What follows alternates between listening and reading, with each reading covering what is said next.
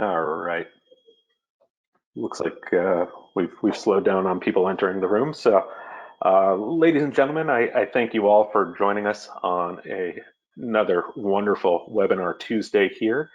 My name is Peter. I am with Eight-Legged Media. We are the makers of Dash, the all-in-one marketing platform for the promo industry.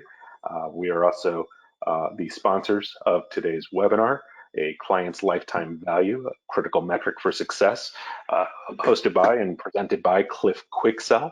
Want to thank everyone for, like I said, joining us. A couple of quick housekeeping notes. There will be some time at the end of this webinar to address your questions. If you do have any, please feel free to type them into the question box, either on the right-hand side or the top of the screen, wherever you put the menu for this webinar. Also, there will be a follow-up video sent out later this week. So if for any reason there's a technical issue or you do miss something that is said, we will be sending out a copy to everyone who's in attendance today.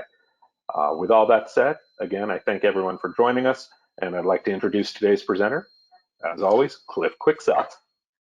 Thank you, Peter. Appreciate that. And I want to thank everyone for being on the call today. Peter and I were talking prior to this launching, saying, feels like it's been forever. We had that extra week in March. So we're glad to be back on the proverbial horse here and delivering some valuable content that I hope that you'll take away and you'll use and apply.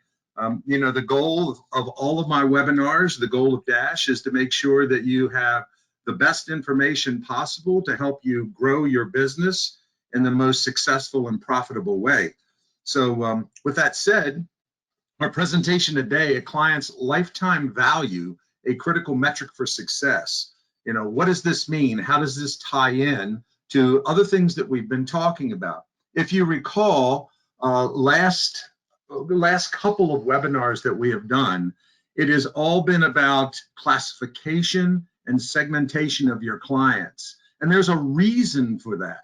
And so for those of you on this call that did not get the opportunity to do that, or excuse me, watch either of those two or both of them, I would encourage you to go back and look at those, or if you did see it, go back and review, and you'll see how all this ties back together, again, to help give you the best opportunity to be, again, the best sales opportunities and the best profitability for your business. And we're going to touch on a few of the things that we talked about in the last couple of webinars today, just to pull the pieces all together so it all makes sense.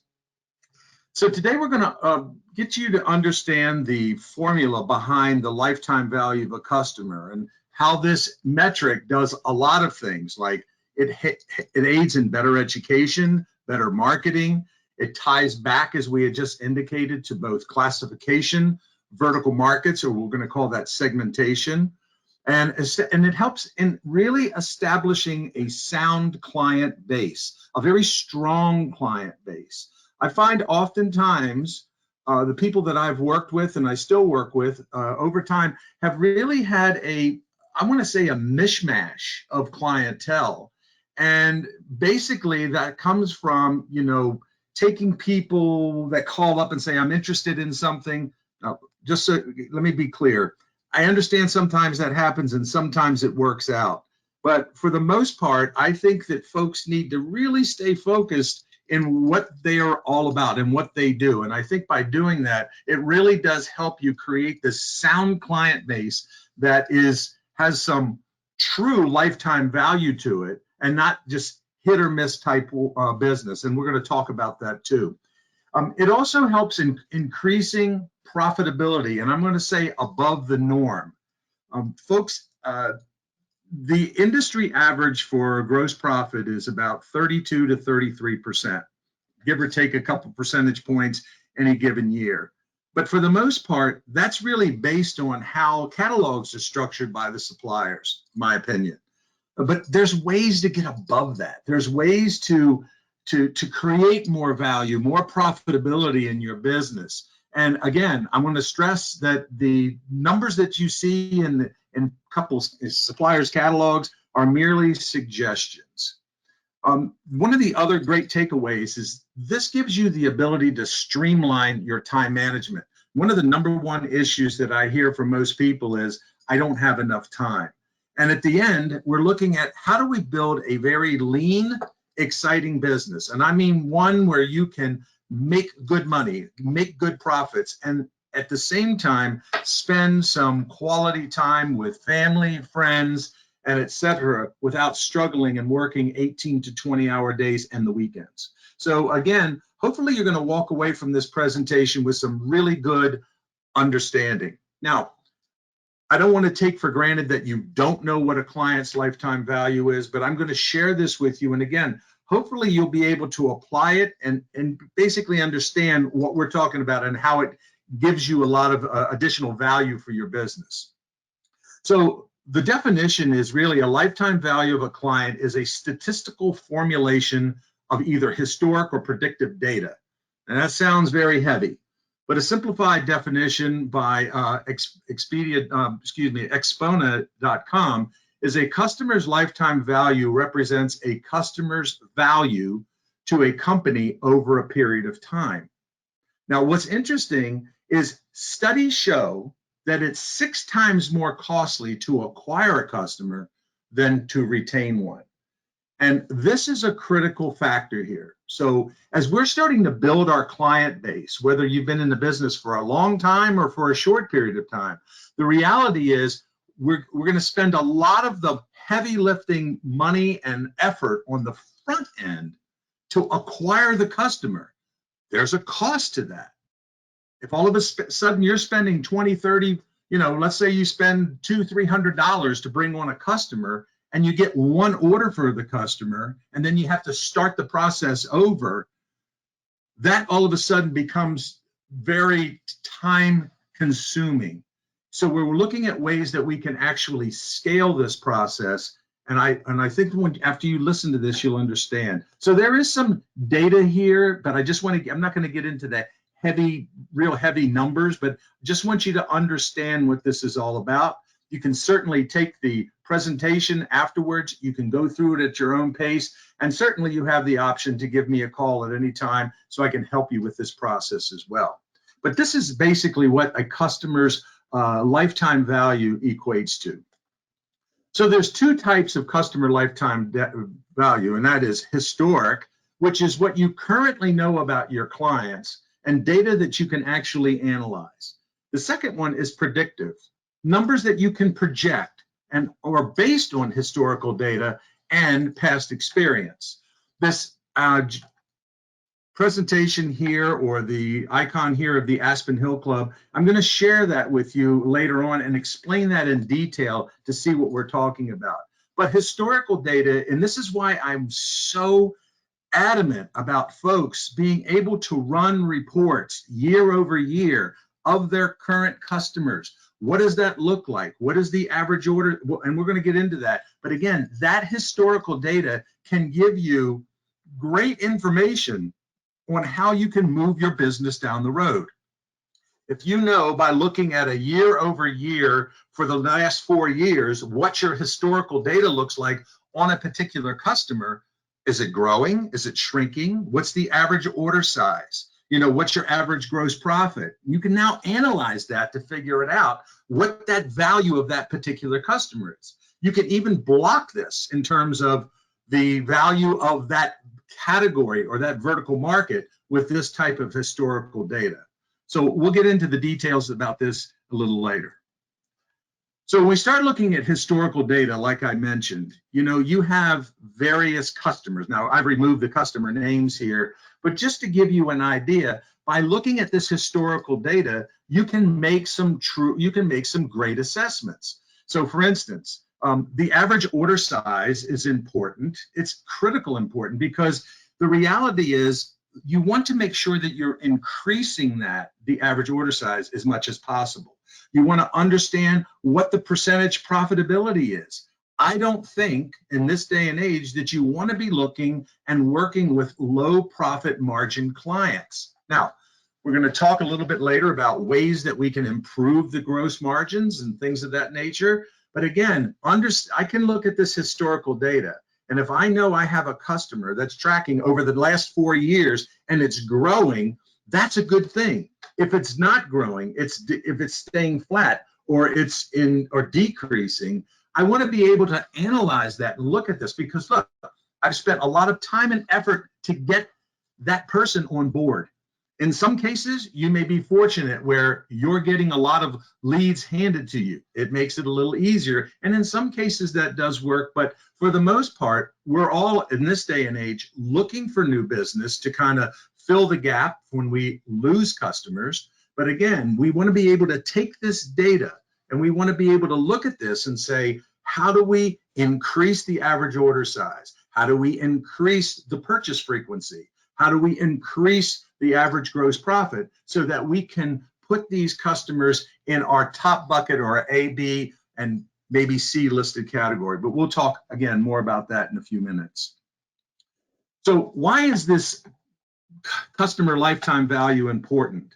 The reality is, we've said this over and over again during our presentations, there's 24 hours in a day. That's it. You don't have more than I do, nor do I have more than you. So how do we take that time and utilize it to our greatest potential?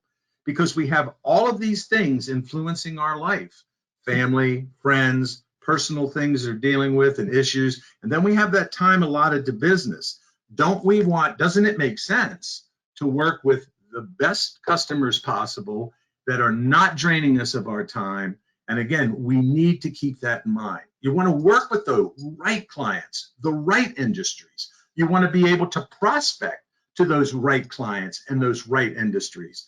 And this has some really strong long-term financial effects. You want to make sure that whatever you're doing as your marketing output, that you want to make sure that it's relevant, that it's targeted, that it's engaging. And again, you want to make sure that you're understanding, what does it cost for you to acquire a customer? And I would pose that if I was in an audience right now and I could get audience interaction, I would be asking that question. What does it cost for you to bring in a new customer? I will tell you this, sadly, probably maybe 1 or 2% of the people could tell you that.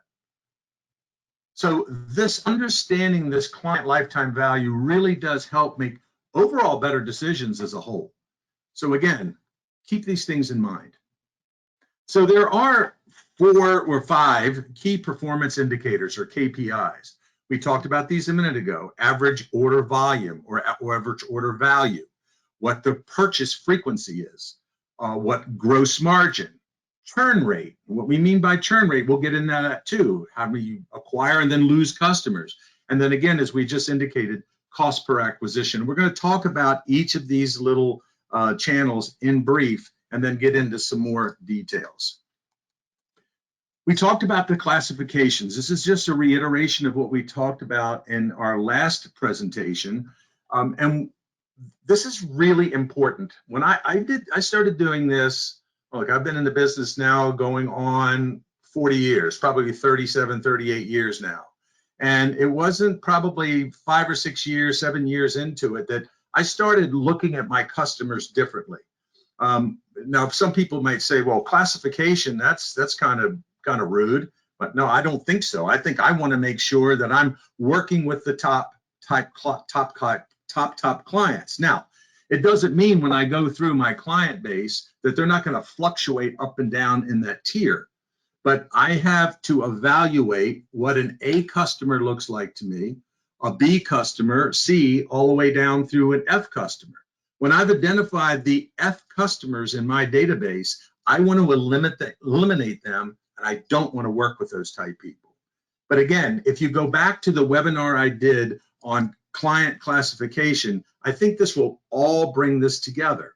There are various criteria that are involved in when you're making this determination, whether it be sales volume, profitability levels that you have with the customer, the opportunity to expand or grow within the organization. What type of relationship do you have? Is it open? Do they communicate well? What is their disposition? Are they always beating you up for price?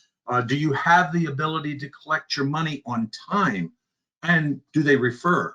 So these are some of the categories and characteristics. There is a document both for the classification and segmentation that if you didn't get it, you can certainly email and I'll be happy to forward those over to you. But this is really important. The segmenting of the clients by vertical market so that you can actually trace all of those characteristics or those sales numbers that we were talking about, numbers of orders, gross profit margin, et cetera, et cetera.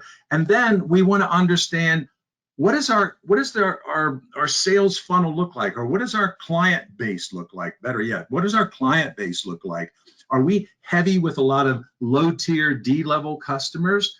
Again, when we start thinking about this time, that value of that particular customer is insignificant compared to an A-listed customer. So we want to start looking at this in depth. There's lessons that I learned from my dentist. He has a little sign next to the chair. I may have mentioned this to you before. It says, if you ignore your teeth, and they'll go away. And it's so true about our customers too. We get in such a reactive mode most of the time that sometimes we turn around and we wonder, where did that customer go? And look, I'm guilty of it. I have been guilty of it. We've all done it at one time or another. But this is why it's so important for us to stay on top of our customers. Look, if you let a customer go without any communication for more than 3 months, there's a good chance you're going to lose that customer. Potentially, you have a good chance of losing that customer. So what do you have in place? And again, think about this. If it's an A-listed customer, one of those type people that you've had for a while, don't think that because you've been working with them for 2 or 3 years, they can't go away. Don't get complacent, but really start to think about ways that you can create that engagement to keep those top level customers moving in your direction and growing in your space as well. So let's talk about a few of these KPIs. Average order. Average order is the equation is sales divided by the number of orders equals the average order value. It's that simple. So if you don't have an extensive spreadsheet like I showed in that earlier slide, I would encourage you to look at building that. It was an amazing time saver for my current client that I work with. They built this platform out, and it's been amazing. Just so you can actually see the raw numbers for 4 years, year over year, and have a deep understanding of what that looks like. If you have, just think about this for a moment along this average order value size. If your average order value, if you're doing $600,000 in sales and your average orders are like $350, how many orders is that? How many hours is that of processing, following up, et cetera? It's draining. It's mind-boggling, actually, of what it looks like. So again, if we can increase, if you did the same amount of sales volume in terms of dollars and cents, but your average order size was $4,000, think how much smoother the operation would be. So again, we want to look at this average order value because it really does play a huge role. So what are some of the ways to improve average order value?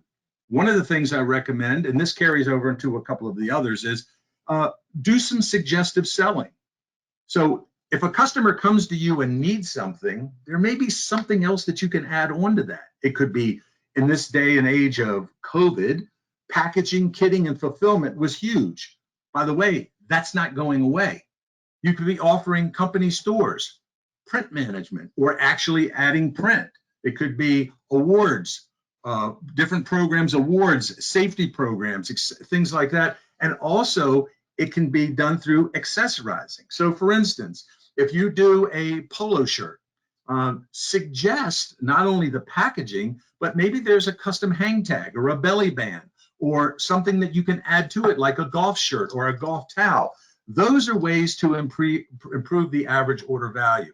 Most retailers, like, especially hospitality retailers, really impress this upon their staff. Now, a lot of them don't do it, but just think about for a moment, if you look at McDonald's, you go in there, and they used to do it a lot. They don't do it much anymore. But again, I want a Coke, a cheeseburger, and a French fries. If somebody says, would you like an apple pie as well? You have the option to say yes or no. It's the same thing. Do you want these packaged? No, fine. If they do, great. Now you've added more value. If you think about the dynamics, if every order that came across your desk, you asked someone about some type of suggestive sale, if 25% of them did it, how would that increase the average order value to your customer, for yourself, and also increase the profitability?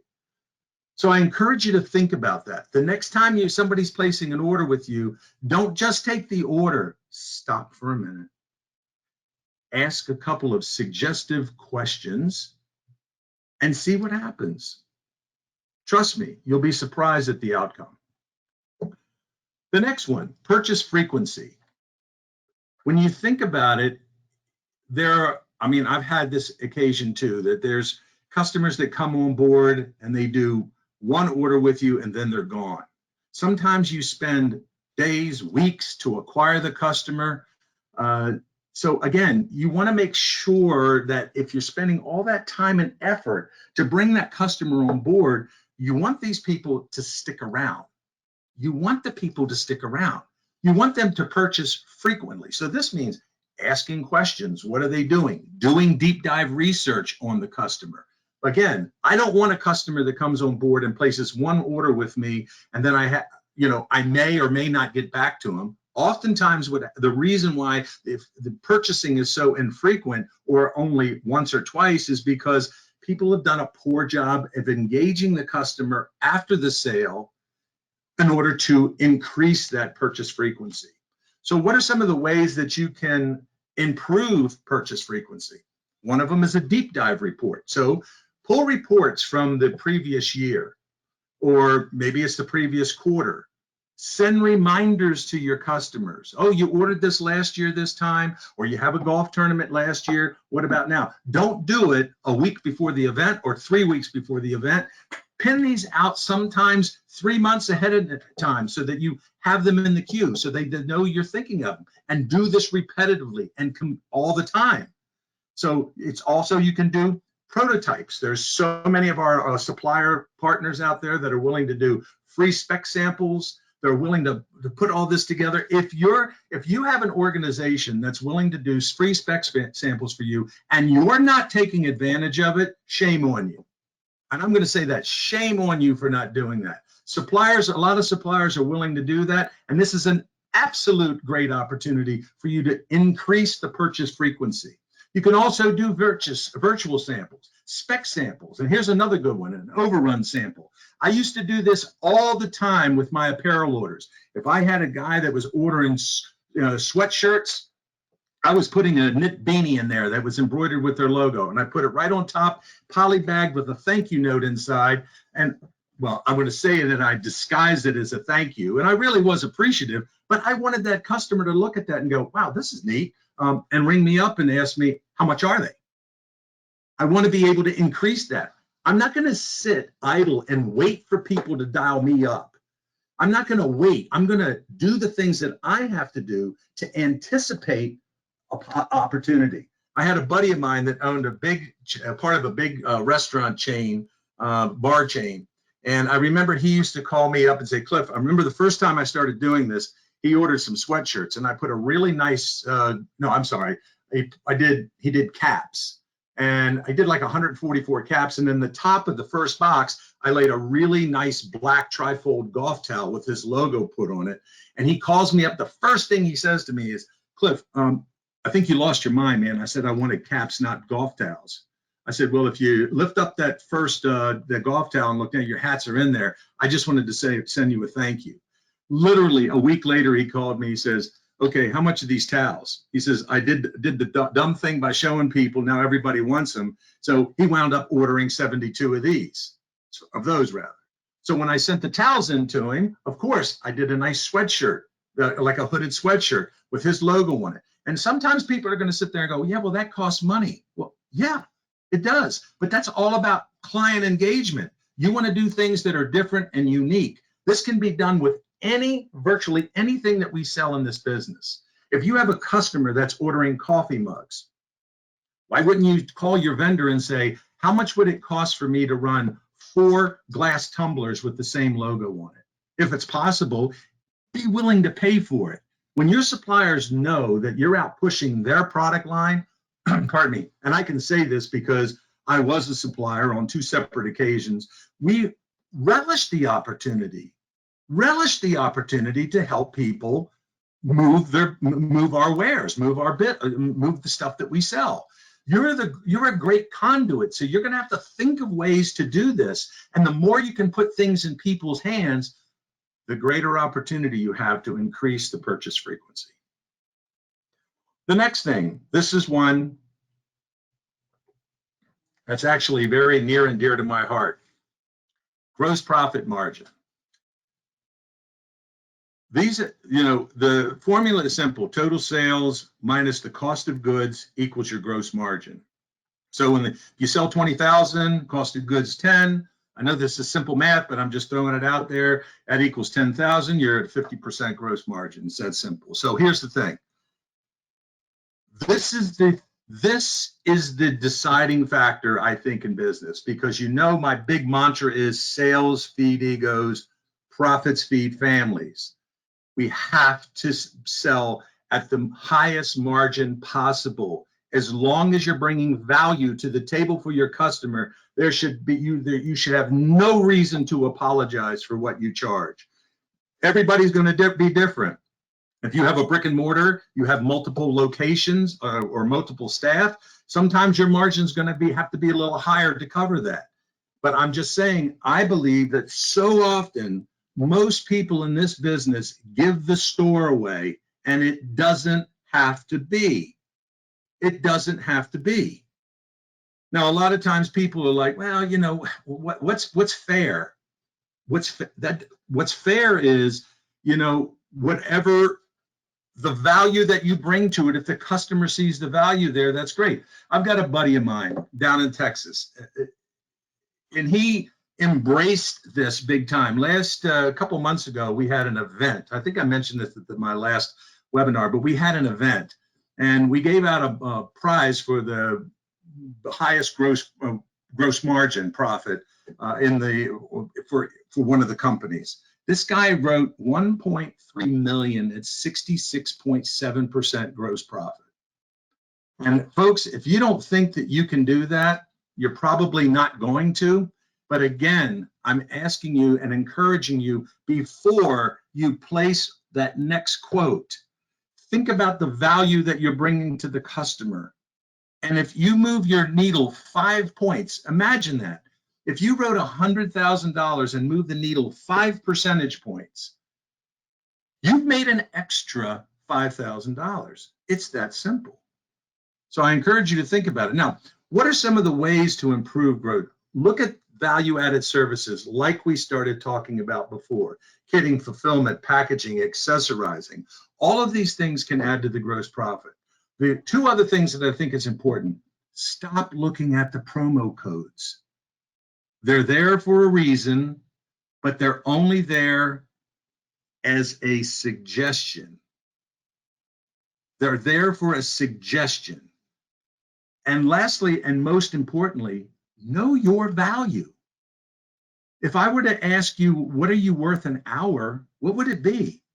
If you said $100 an hour and we did the computation about everything that you sold last year, would you have made $100 an hour? Some people would say yes, others wouldn't. But again, I encourage you to think about this, because this KPI is critical to the lifetime value of your business as well as the lifetime value of the customer. Churn rate. It's very simple. The length of time a client stays active with your company. Or this could be also the turnover rate or the churn rate. So again, I go back to, you spend a lot of time and effort marketing and bringing people on board. If they're there for one order, what does that cost? What is that churn rate? What does that cost you in that one client? So imagine if you spent $200 to bring on a customer, and they're with you for 10 years. Boy, that $200 is well worth the spend. But if you spend $200 and the person's there for one order and your gross profit on that order was $187, you lost money.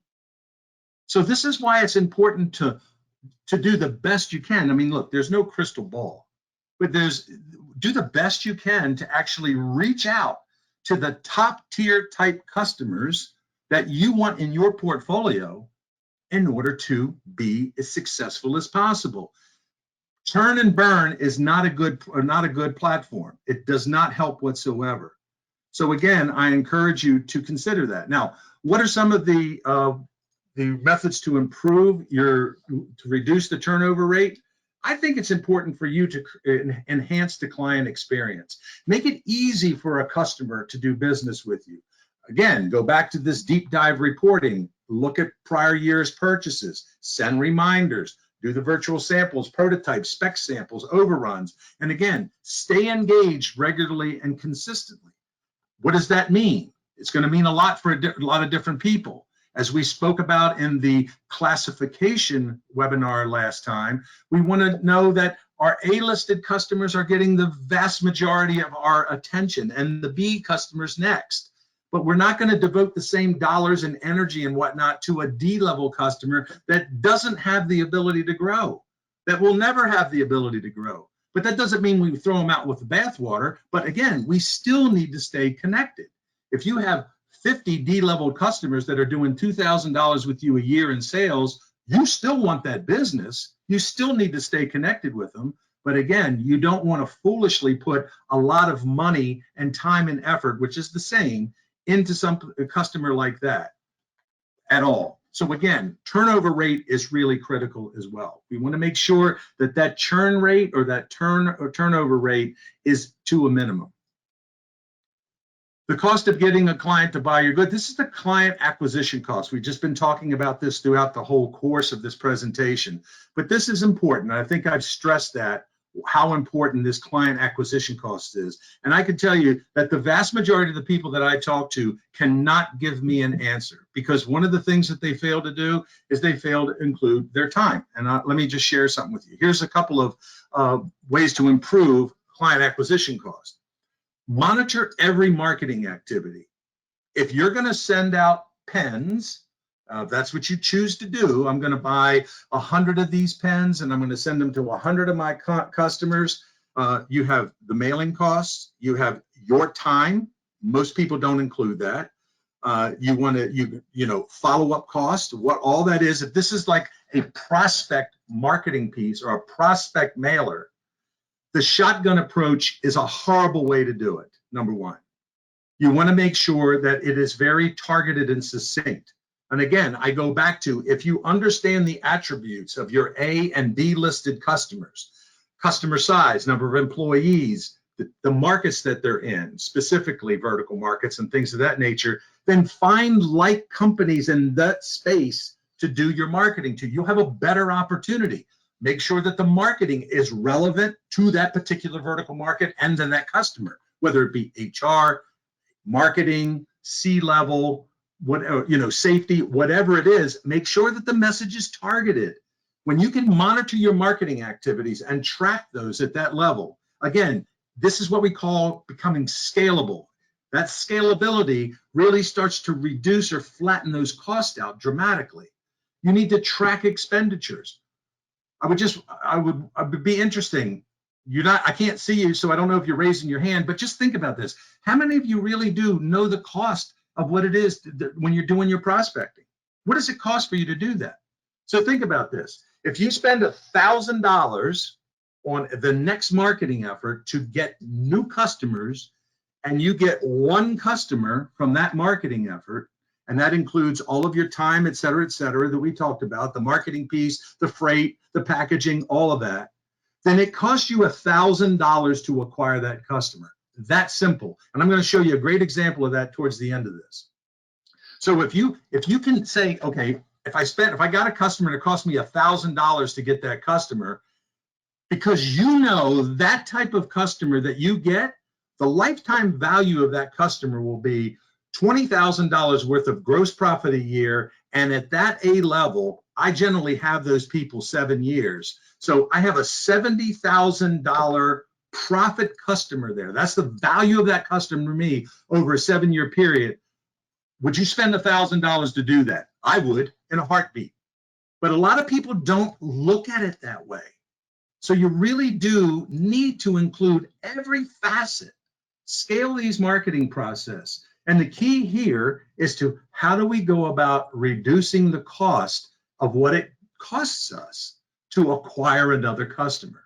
And again, I go back to that statistic that we talked earlier on the first or second slide, that it's 6 times more expensive to get a customer than it is to keep a customer. So think about that as you're moving forward. It's really, these are critical indicators. So what do you do with this information? You want to make sure that you're looking at ways to improve the lifetime value. You want to get customers that are the right customers that stay with you for a long period of time.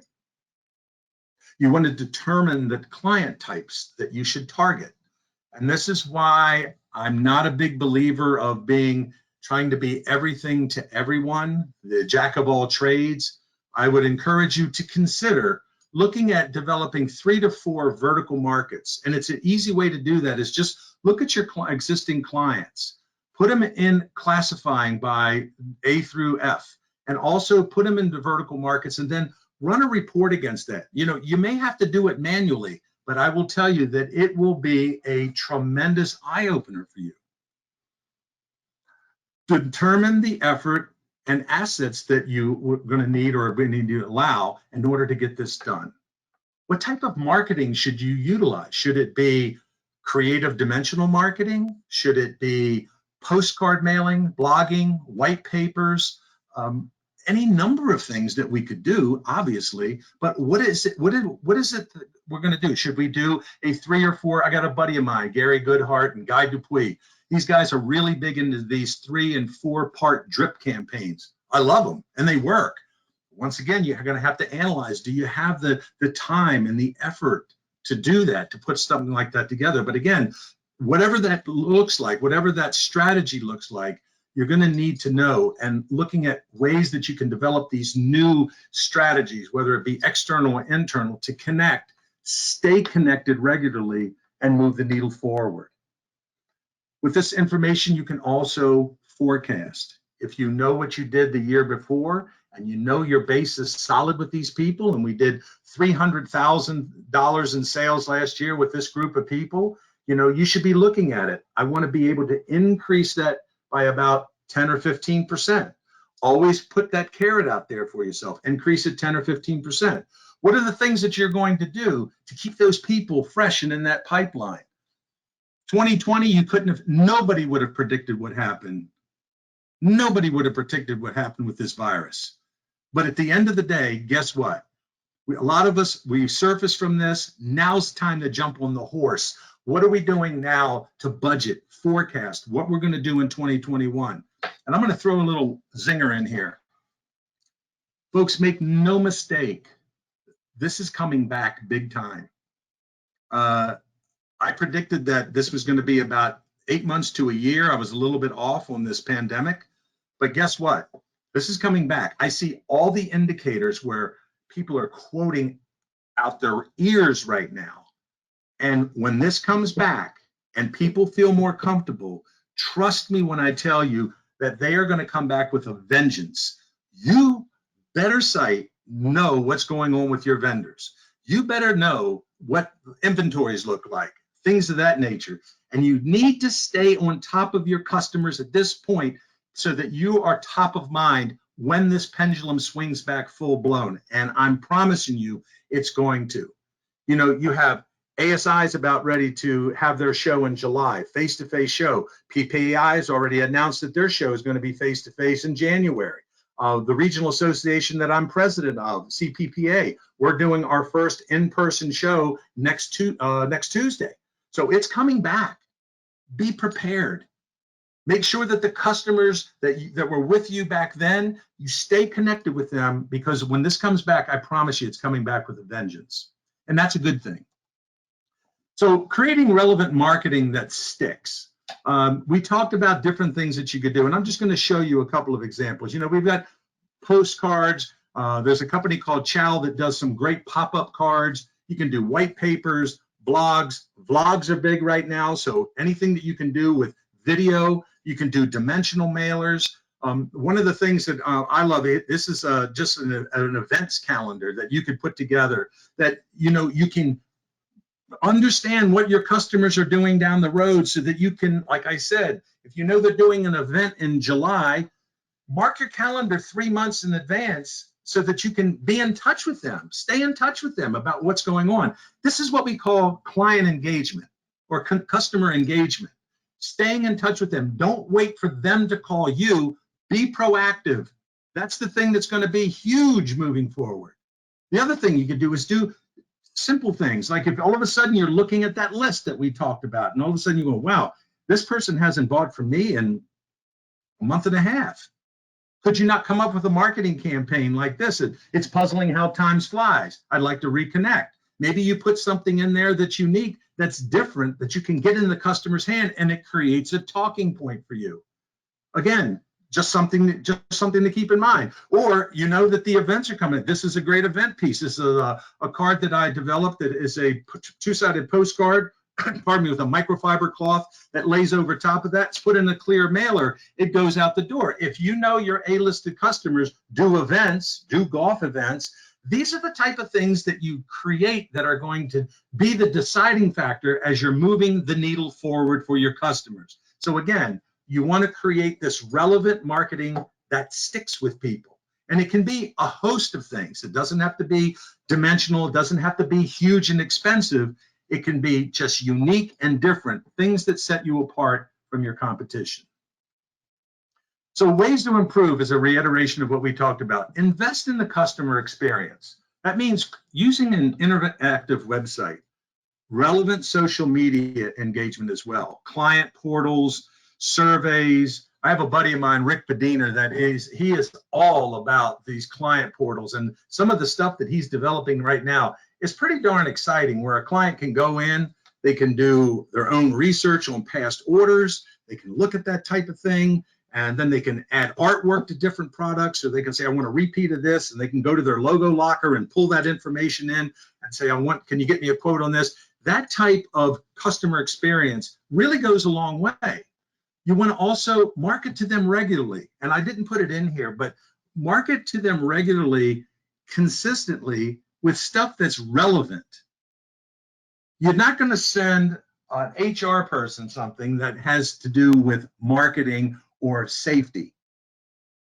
You want to make sure that it's engaging. Use video. There's a lot of new cool video platforms out there, and I'm researching one right now that's pretty darn slick. But these are ways that inexpensively you can actually reach out to your customers. So increase that client experience. You can start a loyalty program. Be mindful of transparency though, okay? Ask the questions. Sometimes customers are not allowed to take product as a thank you. So I'm a big fan of asking that question, if their company allows them to do that. But maybe internally they could certainly do that. So create a loyalty program, ask questions, what if you created a custom company store? I had a friend of mine told me that she did this. I thought it was brilliant.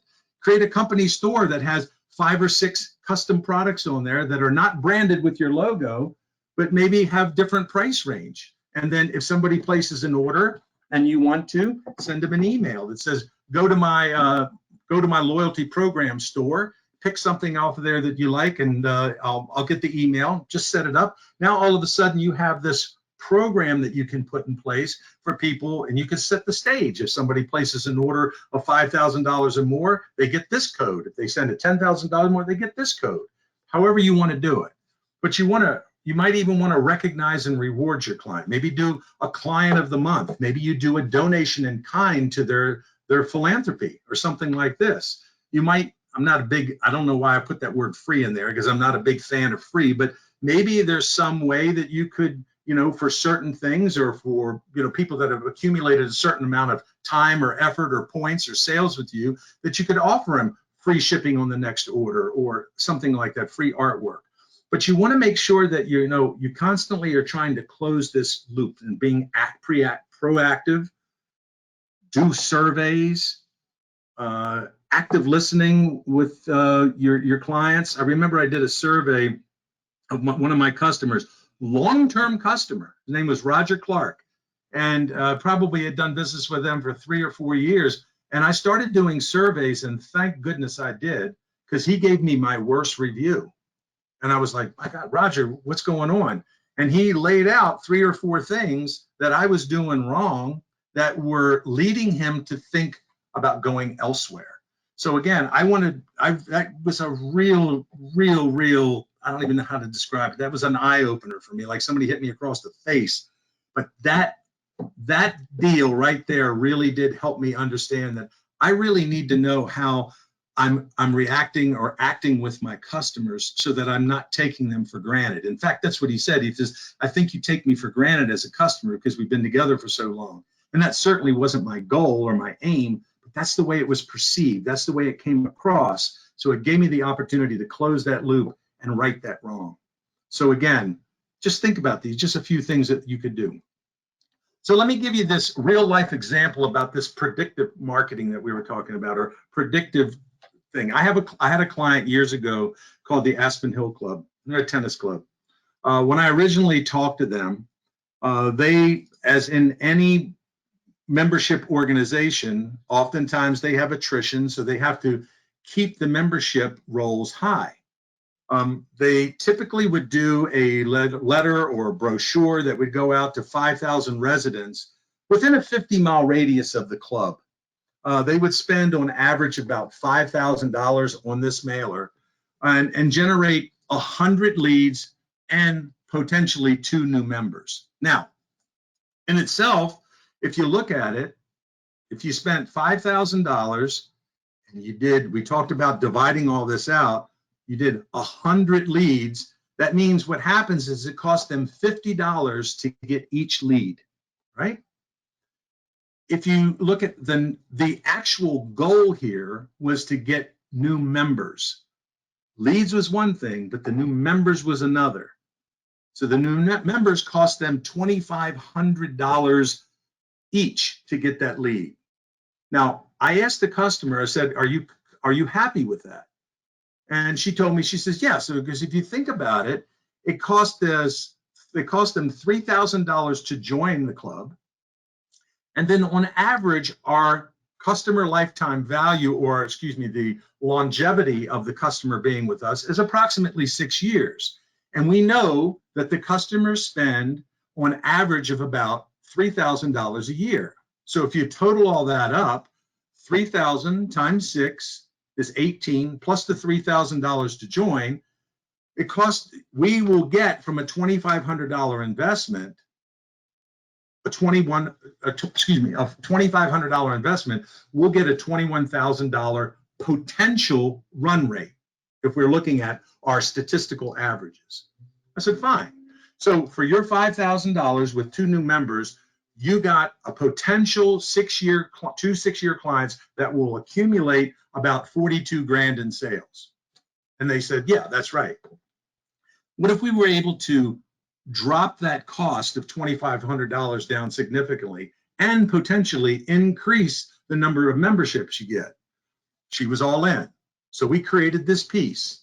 And this piece was done with a dimensional mailer, a tennis ball, and a custom box with a plastic membership card. And it was really simple. We put this in the mail. We targeted not 5,000 people, but 350 people within the 50-mile radius that actually met the demographic profile. They could afford it. They played tennis. They were the right age group, the gender didn't matter at that point, but their demographic, what their sales were. We were able to secure a list through the USTA to find out who that particular target group was. And it turned out to be like 304 people in that area, because one of the things that was interesting is they knew that people would not travel more than 50 miles to come to this club or to any club. I'm going to get into this thing about scalability here in a second. What was interesting with this piece is we mailed this out with the understanding that we would want on the outside of the box, for instance, it said the Aspen Hill Club is serving up a great offer, and you open it up, the ball is in your court. We did a little bit of a blurb and a brief about the different things that the club brought to the table, something for everyone, etc. And the plastic membership card served as a free 1-week membership to that club to come and experience the club, to understand what it was like to be there, to meet other people, to play tennis, to involve themselves in the environment. The interesting thing is that this thing, according to the client, generated 75 new customers, or a 25% response rate, or more than a response rate, because the 25% membership increase rate, or 75 new members. Now, here's the dynamic. If you take that 75 new members and divide it into the same $5,000, it works out to be around $52 and some change. So you have $52 to get a member as opposed to $2,500 to get a member. The thing that doesn't change is if they do their work right on the back end, they're going to keep that customer. That 75 people still have to pay the $3,000 to join. And if they do the right things, like we're talking about, staying engaged, making it a great client experience, et cetera, they're going to keep them by statistical averages, historical averages. They're going to keep them for 6 years. So now you take that 21,000, instead of 2 new members, you multiply that times 75 new members, and that same $5,000 spend generates a projected run rate or projected sales rate over 6 years of $1.5 million. That's the difference. And when you can do that for yourself, explain that to your customers, wow, it's amazing. Now, here's the beauty of it. This is where the scalability comes in. If you look at imagine this club was your club, your tennis club that you did work for. There's other tennis clubs in the same state, in this country, Canada, global. You could take this and replicate this over and over and over and over again, as long as you didn't cross the boundaries of the 50-mile radius. So you could say, I'm going to take and plot every every tennis club in the state of Florida. And then I'm going to bring out a map and I'm going to pinpoint those, and I'm going to take a compass and I'm going to say, I'm going to make this a 100-mile radius, and you just create all the circles. Where there's no intersection, there's an opportunity. Why could you not put this together, put it into a saleable kit, and say that you've got a great campaign that has been successful for other tennis clubs around the country, or another tennis club, or however you want to craft it? If you look at any membership, if this is a gym membership, tennis membership, golf membership, you could just retrofit that box and put a little plastic cup in there with a golf ball, same membership card, whole different concept. So again, you want to increase this client. This to me would be a top-end customer for me, because guess what? They were buying repeatedly, especially after we hit this home run. So I want to be able to scale things. I want to increase that client lifetime value so that I have the best customers that I can work with in the type of space in which I want to work. I hope that example really helps. So in summary, I want you to look at developing a strategy to include having a balanced sales portfolio, which includes the classification, segmentation, and a true understanding of your particular client's lifetime value. The thing is, if it's not 100% where you want it right now, it's perfect. Let's make it let's get it to that point. But if you don't do anything, it's going to still sit where it is. Review your numbers regularly. Create a balanced marketing strategy. Have a budget.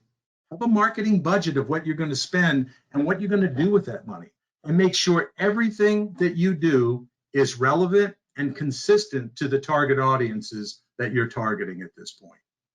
So with that said, Peter, I'm kind of wrapped up here. I hope this was helpful to everyone. I don't know if any questions have surfaced during this presentation, but I'm happy to answer any of them now. Hey, Cliff, great job. Yeah, there are a couple of quick questions for you. The first one, what percentage of your marketing dollars should a business invest into actual employees to make cold calls and send emails versus actually sending out any sort of other items to market to new clients? I don't want to be vague with this answer, only because I think it depends on the market. If the market's receptive to phone calls, then that's great. I do tell you, I love what Gary and Guy do with their 3-touch program. I think it's really good that you send out something small, then you send out something else. I mean, look, our business is all about marketing and products and how you use those products effectively. I don't know what that dollar amount would be. I don't even know what percentage. I will tell you this, that the overall percentage that I've always used was about 4 to 6% of your gross sales would be what I would allocate over for a marketing budget.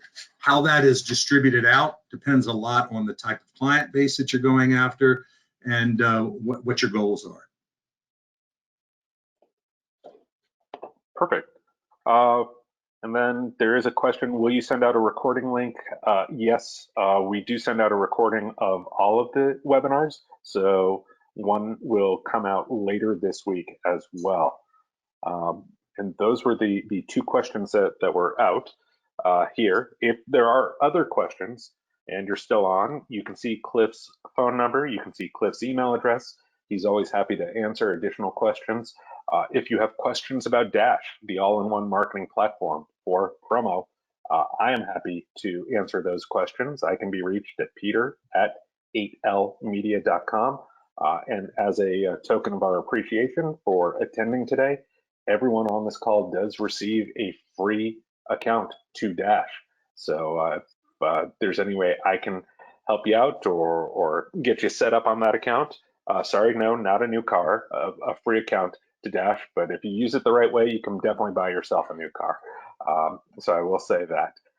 Absolutely. With that, I will go ahead and Cliff, thank you again. I'll give you the final word, and thank you. Really appreciate it. Yeah, man, I appreciate it. Hey, thanks to everyone on this call. Here's to a great rest of 2021. I know things are crazy and chaotic, but I just encourage you to keep your head down and stay focused, and you will prevail. I promise that. I do want to alert you that on April 20th from 1 to 2 p.m., we're going to have a special guest on. It's a friend of mine. Her name is Kathy Richards. She's an Amazon best-selling author and a keynote speaker, and she is amazing. I thought I love to keep these things, talking to Peter and Dustin, how do we keep these things fresh and not always about marketing and sales? Her presentation is going to be more of like a interview type thing, but it's on high energy sales professional harnessing stamina, brain power, and vitality. I've had the opportunity to read Kathy's book called Boom. It's amazing. She has some great tips to help you as a salesperson and a business owner do exactly this. How do you harness that stamina, increase that brain power and your vitality, and all through mental health and exercising? It's not going to be something deep, but I will tell you that it's going to be something that you are not going to want to miss. So with that said, Peter, as always, thank you for all your hard work, buddy. And I look forward to seeing everyone on April 20th. So mark your calendars now. Thank you. Thanks, Cliff. Thanks, everyone. Have a great day.